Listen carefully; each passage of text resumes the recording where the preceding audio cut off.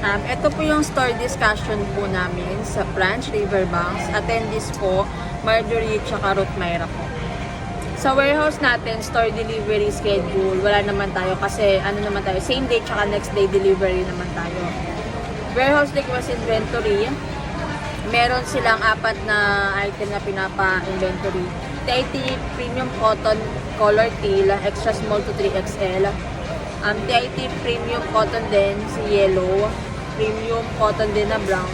Tsaka Dry Fit Pastel Orange. Yung size naman nito, yung 2XL to 3XL yung si yellow. Yung brown, extra small to 3XL. Yung Dry Fit Pastel Orange naman, extra small to 2XL din.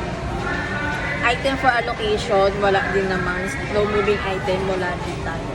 Tapos yung OLM, new approved marketing sa SP, yung bundle with shirt, PYD, yung price starts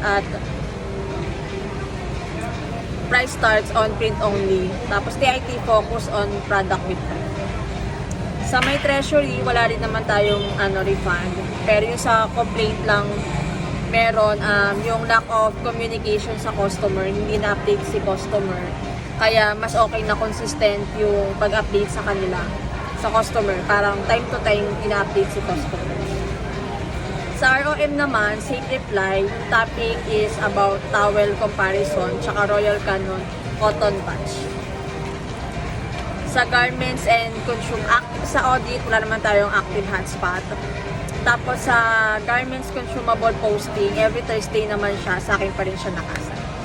Tapos sa HR, wala namang tayong workshop. Yun lang.